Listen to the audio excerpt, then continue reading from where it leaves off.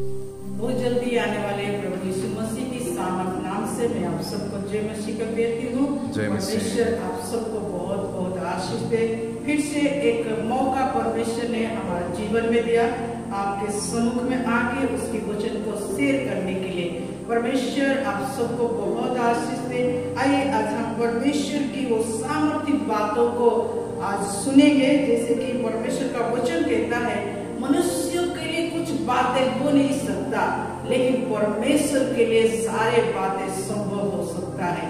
परमेश्वर के लिए हर एक बात मुमकिन है, हर एक बात वो कर सकते हैं जिसके लिए मनुष्य सोचता है कि मेरे लिए संभव नहीं है, लेकिन परमेश्वर यीशु मसीह के नाम से हर बात संभव है। हालेलुया। उसलिए हम आइए एक आयत को पढ़ेंगे, यूहन्ना की पुस्तक उसका 14 अध्याय का 14 आयत में। यहाँ परमेश्वर का वचन यूहन्ना की पुस्तक उसका 14 का 14 में इस तरह लिखा गया है कि यह वचन हमें ये बताता है कि आइए हम पढ़ते हैं। 14 का 14 में लिखा है, यदि तू यहाँ लिखा है, यदि तुम मुझसे मेरे नाम से कुछ मांगोगे तो मैं उससे करूंगा। हालेलुया।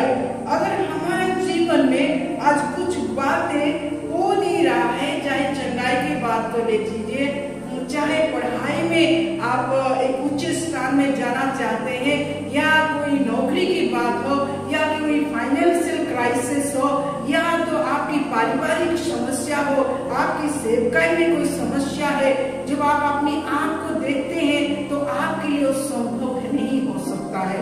लेकिन जो परमेश्वर यीशु मसीह के ऊपर विश्वास करता है, उसके लिए सारे बातें संभव है, उसके लिए सारे बातें परमेश्वर करते हैं। इसलिए यूहन्ना यहाँ साफ रीति से ये बात को बयान करते हैं, जो कुछ हम यीशु के नाम से मांगेंगे, जो दुआ में होंगे और प्रभु की उपस्थिति में विश्वास के साथ आएंगे, तो मैं अगर प्रभु यीशु के नाम से मांगूंगी तो वो मेरे लिए हो जाएगा। हालेलुया।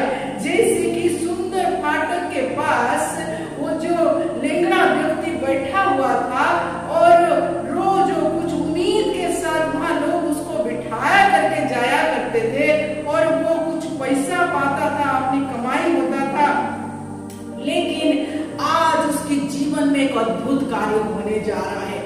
उस फाटक में यूहन्ना और पतरस जब जाते हैं, वो लंगड़ा व्यक्ति वो उनको कुछ उम्मीद में उनकी ओर ताकते हुए, उनकी ओर देखते हुए, उस पाने की उम्मीद में वो देख रहा है। लेकिन परमेश्वर का वचन अगर हम प्रेरितों की पुस्तक की उस अध्याय को देखेंगे, प्रेरित उसका 3 अध्याय में उसके बारे में बड़ी साफ रीति से बयान किया हुआ है। वो व्यक्ति जब उनको देखने लगा तो पतरस यूहन्ना भी उसको कहने लगे कि तू हमारी ओर ध्यान से देखकर हमारी ओर देख। उसका 3 का 4 में पढ़ देता हूँ। यहाँ लिखा है, पतरस ने यूहन्ना के साथ उसकी ओर ध्यान से देखकर कहा, हमारी ओर देख।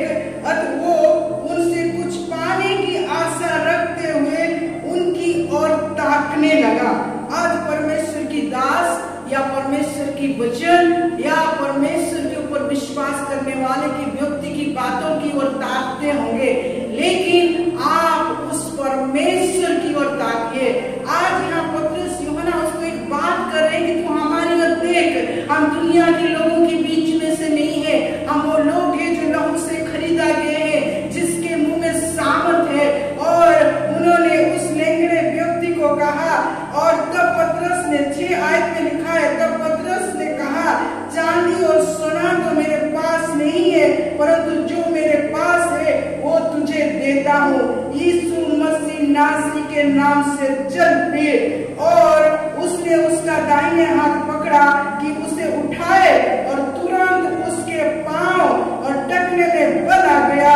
वो उछल कर खड़ा हो गया और चलने फिरने लगा, और चलता वो कूदता परमेश्वर की स्तुति करता हुआ उनके साथ मंदिर में गया। हालेलुया। 40 साल की उम्र की इस व्यक्ति 40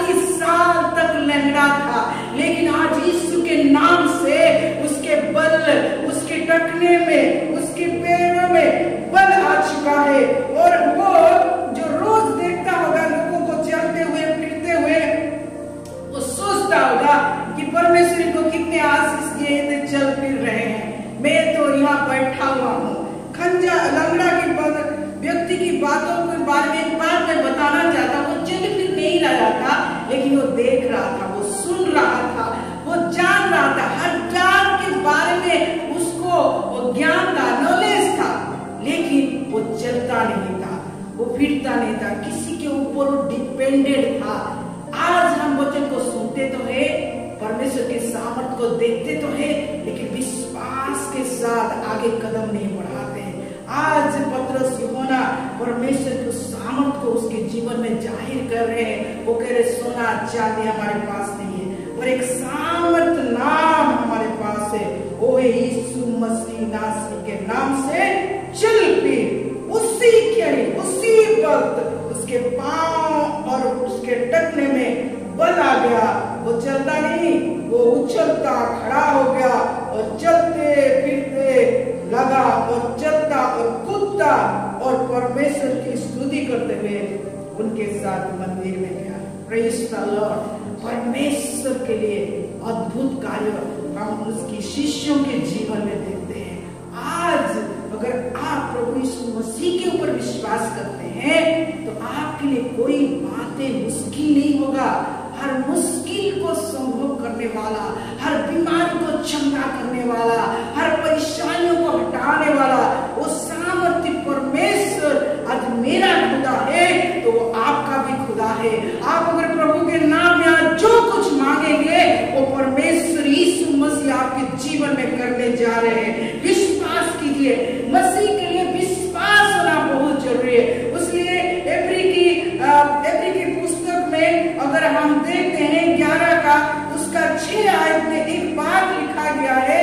इब्रानियों के पुस्तक उसका 11 का 6 में कहता है, और विश्वास बिना उससे प्रसन्न करना अनहोना है, क्योंकि परमेश्वर के पास आने वाले को विश्वास करना चाहिए कि वो है और अपने खोजने वालों को प्रतिफल देता है। हालेलुया। आप एक विश्वास के साथ जो प्रभु के पास आते हैं तो परमेश्वर आपके विश्वास से प्रसन्न हो जाता है और परमेश्वर आपके जीवन में कार्य करता है। उसने मार्कुस उसका 11 अध्याय में एक बात को लिखा है।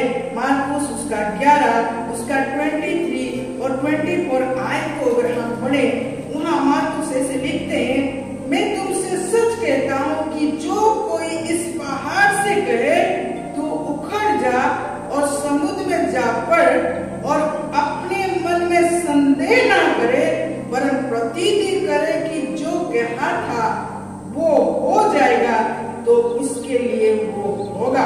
हालेलुया। विश्वास में आपके संदेह नहीं होना चाहिए, नहीं तो नाव में छेद के जैसे होगा। बैठे तो होंगे लेकिन उस छेद के अंदर पानी आएगा और नाव डूब जाएगा। परमेश्वर में विश्वास आपकी दृढ़ता होना चाहिए। तो जो समस्या पहाड़ के जैसे आपके जीवन में खड़ा है, आप यीशु के नाम में आज्ञा देंगे ना बिना संदेह, तो क्या होगा? वो उखड़ जाएगा, वो चला जाएगा, उसमें आप विजय हासिल करेंगे। उसने 14 में लिखा है, इसलिए मैं तुमसे कहता हूँ कि जो कुछ तुम प्रार्थना करके मांगो तो प्रतीति करो, प्रतीति कर लो कि तुम्हें मिल गया और तुम्हारे लिए हो जाएगा। हालेलुया। प्रतीति कीजिए कि मैं पा चुकी हूँ और धन्यवाद कीजिए। विश्वास के साथ मांगने का बाद दोबारा उसको मांगते मत रहिए। विश्वास से एक बार मांगा तो आपके अंदर एक दृढ़ विश्वास होना चाहिए। अब सोचिए, जब हम अपनी छोटी सी बागान में कुछ बोते हैं ना, हम विश्वास के साथ बोते हैं कि उसमें से पौधा निकलेगा, मुझे फल देगा, चाहे वो टमाटर का हो चाहे कोई फूल का हो। बार बार उसको खोद के नहीं देखते कि उसके अंकुर उगल रहा है कि पत्ता निकल रहा है। उम्मीद के साथ ऐसे मसीह जीवन में परमेश्वर की बीज को बोइए, तो प्रभु यीशु के नाम से जो आप घोषणा करते हैं उसकी फल आप देखें। कभी कभी उसी वक्त हो जाता है, जैसे कि उस लेंडे के जीवन में हुआ। कभी कभी परमेश्वर एक समय लेता है उस व्यक्ति के जीवन में विश्वास को दृढ़ करने के लिए, लेकिन मुझे मेरे परमेश्वर में दृढ़ रहना है। उसने यूहन्ना के उसका 15 अध्याय में, यूहन्ना उसका 15 अध्याय का 7 आयत बहुत सुंदर भाव यहाँ बयान करता है, यदि तुम मुझ में बना रहे और मेरा वचन तुम में बना रहे तो जो चाहो मांगो और वो तुम्हारे लिए हो जाएगा। एक हमने अभी लिखा कि विश्वास करेंगे, संदेह नहीं करेंगे तो जो कुछ मांगेंगे यीशु के नाम से वो हो जाएगा। यहाँ दूसरी बात हम देखते हैं, जो परमेश्वर का वचन मुझ में रहता है, वो वचन ही मुझे बल देता है, वो वचन ही परमेश्वर है, वो वचन ही मेरा आत्मा का भोजन है। हालेलुया। हम जो अच्छे भोजन खाते हैं ना, हम अपने आप को बहुत आनंद फील करते हैं, क्योंकि हमने आज अच्छा खाया, मुझे तंदुरुस्ती लग रहा है। शारीरिक भोजन अगर शरीर को बल दे सकता है, तो आत्मा का भोजन, ये परमेश्वर का भोजन है, आत्मा को मजबूत करता है, मेरे दृढ़ विश्वास को बने रहने देता है, मुझे डगमगाने नहीं देता। परमेश्वर की पवित्र आत्मा अगर मुझ में है, वो मेरा सहायक है, वो मेरा शिक्षक है, वो मेरा अगुवा है, वो मुझे खड़ा करता है। मत डर, मैं तेरे साथ हूँ, तू भय ना कर, मैं तेरा परमेश्वर यहाँ पर हूँ। शायद तेरे लिए हो नहीं सकता तो सोच सकती है, पर मेरे लिए ये हो सकता है, मैं तेरे लिए करूंगा। जैसे हम जानते हैं अब्राहम जो विश्वास का पिता था, विश्वास का पिता कहलाते हैं, तो यहाँ परमेश्वर का वचन हम देखते हैं अब्राहम के जीवन में। अब्राहम का विषय में हम एक बात जानते हैं कि परमेश्वर उसको विश्वास का पिता करके कहलाया, और प्रभु यीशु मसीह विश्वास की सिद्ध दाता करता है। वो हम अगर अब्राहम के जीवन में एक बात को अगर देखते हैं, उत्पत्ति की पुस्तक में अगर जाएंगे, उत्पत्ति का 18 अध्याय में उसका 14 आयत बहुत सुंदर भाव लिखता है। अब्राहम बूढ़ा हो गया था, सारा भी बूढ़ी हो गई थी, लेकिन परमेश्वर इस वचन को उसके जीवन में जाहिर करते हैं। 18:14 में लिखा है, क्या यहोवा के लिए कोई काम कठिन है? हालेलुया। नहीं, कोई भी बातें कठिन नहीं है। अगर आप मांगेंगे, बूढ़ा अवस्था में भी परमेश्वर आपको संतान देने की आशीष बरकत उंडाल सकता है। वो परमेश्वर में वो सामर्थ्य है, वो मरा हुआ गर्भ को भी परमेश्वर आशीषित करता है। एलिशा के जीवन में देखिए, उसके बुढ़ापे में भी परमेश्वर उसको संतान दिया। अब्राहम के जीवन में देखिए, परमेश्वर उसके बुढ़ापे में भी उसको संतान दिया। इससे पहले परमेश्वर ने जब अब्राहम को कह रहे हैं, उसका उत्पत्ति उसका 15 उसका 4 और 5 आयत अगर हम देखें, परमेश्वर अब्राहम से बात कर रहे हैं, तो यहोवा का ये वचन उसके पास पहुंचा, ये तेरा बारिश ना होगा, तेरे जो निज पुत्र होगा वही तेरा बारिश होगा। और उसने उसको बाहर ले जाके कहा, आकाश की ओर दृष्टि करके तारागण को गिन, क्या तू उनको गिन सकता है? फिर उसने उससे कहा, तेरे वंश ऐसा ही होगा। उसने यहोवा पर विश्वास किया, अब्राहम ने यहोवा पर विश्वास किया, और यहोवा ने इस बात को उसके लिए उसके लेखे में धार्मिक गिना। हालेलुया। अब्राहम विश्वास के द्वारा धार्मिक गणित होता है।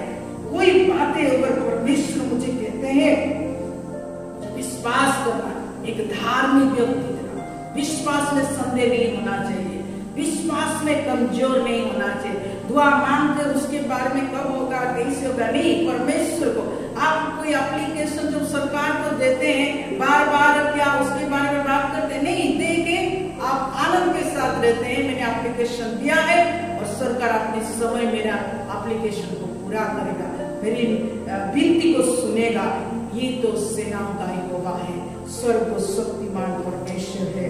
प्रभु यीशु मसीह के बारे में एक बात इब्रानी की पुस्तक में बयान किया गया है। इब्रानी उसका 11 अध्याय में आप देखते हैं, सारे विश्वास में कैसे अपनी कमजोरियों पर, अपनी निर्बलता पर विजय को प्राप्त किया, उसके बारे में लिखा है। और 12 अध्याय में 1 और 2 आयत पढ़े तो वहां लिखा है, इस कारण सबकी गवाही को ऐसा बड़ा बादल हमको घेरा हुआ है, तो आओ हर एक रोकने वाले वस्तु और उलझाने वाले पाप को दूर करके वो दौड़ जिसमें हम दौड़ना है धीरज से दौड़े। हालेलुया। 11 अध्याय में जो गवाहियां है, चाहे अब्राहम की हो, चाहे जोसेफ की हो, मूसा की हो, चाहे जितने पुरातन नियम में परमेश्वर की दासों की, भविष्यवक्ताओं की जीवन की गवाही हो, वो हमारे लिए एक सामर्थ्य बात है। अगर वो विजय पा सकते हैं तो हम भी विजय पा सकते हैं। उन वचनों को पढ़िए, उनके कार्यों को सुनिए और उनको मनन कीजिए, तो आपको परमेश्वर बल देगा। यहाँ उस बात को लिखा है, हर एक रोकने वाले वस्तु और उलझाने वाले पाप को दूर करना है। बहुत सी रोकने वाला वस्तु जो हमें रोकता है और उलझाने वाले पाप जो हमको प्रभु से दूर करता है, लेकिन वो दौड़ जिसमें हमें दौड़ना है, कैसे धीरज से दौड़ना है और विश्वास की करता और सिद्ध करने वाले ईश्वर की ओर ताकते रहे, जिसने उस आनंद के लिए जो उसके आगे खड़ा था लज्जा की कुछ चिंता ना करके क्रूस का दुख सहा और परमेश्वर की सिंहासन की दाहिने ओर बैठे। प्रभु यीशु मसीह शरीर में आकर आज्ञाकारी होकर अपने पिता की और परमेश्वर की हर एक बातों को पूरा किया। यहाँ लिखा है कि वो सिद्ध करने वाले ईश्वर की ओर, दुनिया की ओर ताकने वाले नहीं, प्रभु की ओर ताकते हो। वो परमेश्वर ही हमें बोल देगा, वो परमेश्वर ही हमें सामर्थ्य प्रदान करेगा।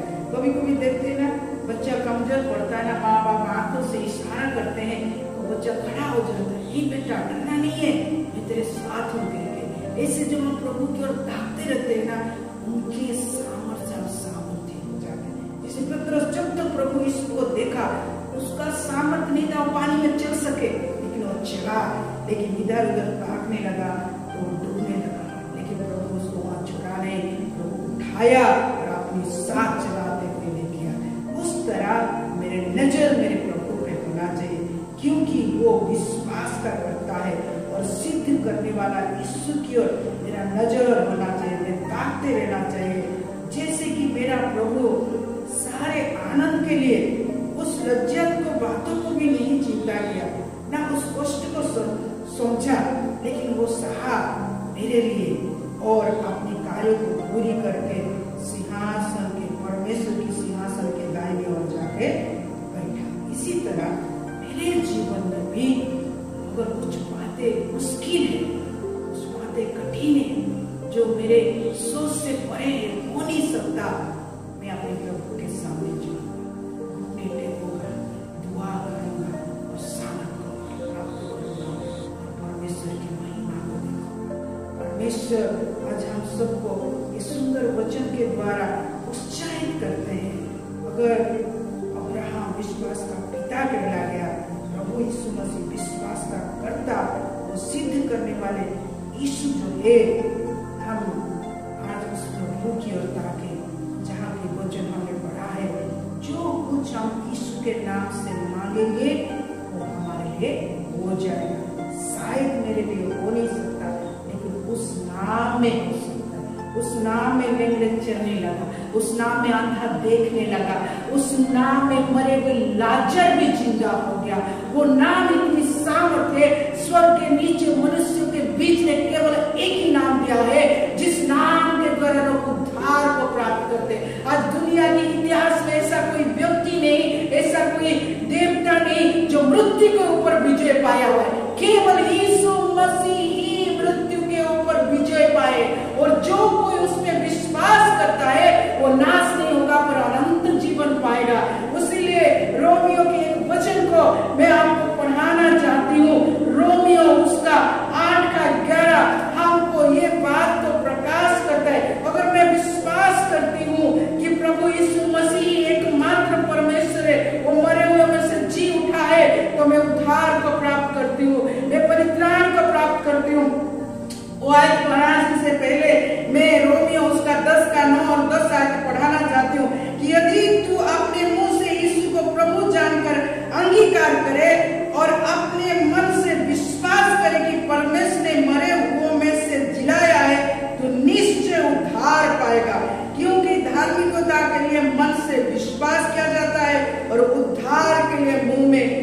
अंगीकार किया जाता है। उद्धार मनुष्य के जीवन में सबसे बड़ा आश्चर्य कर्म है। अगर वो प्रभु के ऊपर विश्वास करता है, वो मरे हुए में से जी उठाए कहेंगे, मैं अगर प्रभु में है तो मैं मर भी जाऊं तो मैं जी उठूंगा।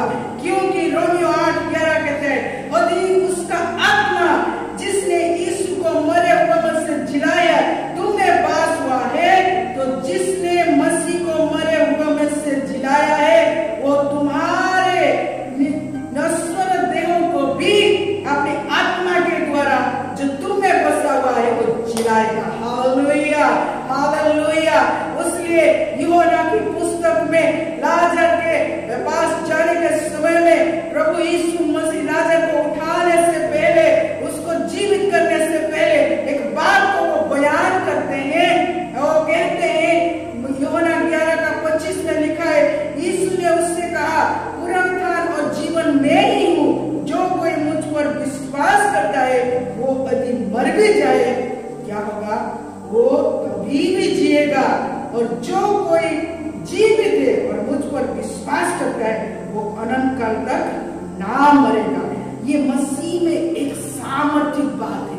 ये सबसे आश्चर्य कर जो उद्धार प्राप्त पाने वाले मसीह के ऊपर विश्वास करने वालों के लिए है, वो कभी नहीं मरेगा। वो प्रभु में अनंत काल तक राज्य करेगा प्रभु के साथ। हमारा परमेश्वर इतनी सामर्थ्य है, जो जीवन हमको दिया है, बहुतायत के जीवन दिया है, वो जीवन उसका है। और जो कोई उसके ऊपर विश्वास करता है वो सामर्थ्य जीवन पाता है। उसके लिए जब वो घुटने टेकता है, दुआ करता है, प्रभु से मांगता है, तो परमेश्वर यीशु के नाम से उसके लिए सब कुछ संभव होता है। इस वचन के द्वारा हम सबको आशीष दें। Hallelujah, praise the lord Jesus, glory इबादा संदन बारी शुक्र सर्वशक्तिमान सामर्थ्य जिंदा खुदा बाप, आज हम तेरे सामने अपने स्वरों को झुकाए हैं प्रभु। जो कोई इस वचन को सुन रहा है, जो कोई इस वचन को देख रहा है, आज जो कोई परेशानी के बीच में गुजर रहा है, तो खुदावन आज हम उस भाई के लिए, उस बहन के लिए, उस माँ के लिए, उस बेटे के लिए, उस बेटी के लिए दुआएं करते हैं। खुदावन उनके जीवन के हर समस्या को आप समाधान करिए। उनका परमेश्वर आप है, उनका सृजनहार आप है, उनका चरपा आप है प्रभु, उनका उद्धार करता आप है प्रभु। हम नहीं जानते कौन सी समस्या के अंदर गुजर रहे हैं प्रभु। शायद फाइनेंशियल क्राइसिस हो सकता है, शायद हेल्थ की इशू हो सकता है, चाहे घर की समस्या हो सकता है, कोई कोर्ट केस हो सकता है, स्टडी के ऊपर हो सकता है, नौकरी के ऊपर हो सकता है, शादी की बात में हो सकता है प्रभु। पिता, जो भी बातें खुदावन, आज हम सारे बातों को आपके हाथों में समर्पित करते हैं और यीशु नासरी के नाम से सुनने वाले, देखने वाले, विश्वास करने वाले हर के लिए हम घोषणा करते हैं प्रभु। आज आप उनके जीवन में वो बात को संभव कीजिए, उनको चमकाए दीजिए, उनको आशीषित कीजिए, उनको बुद्धि और ज्ञान देके उच्च स्थान में खड़ा कीजिए खुदावन, ताकि उनके जीवन से आपकी गवाही हो, उनके जीवन से आपकी महिमा हो खुदावन। हम सबको, विशेष करके पास्टर टिंटू को, इस वीडियो को, मैं अपने आप को आपके हाथों में समर्पित करते हूँ खुदावन। हर किसी के जीवन में आप उद्धार के कार्य के साथ उनकी परेशानी को दूर करते हुए अपने आशीषों से उनके जीवन को बदले। महिमा जलाल आपको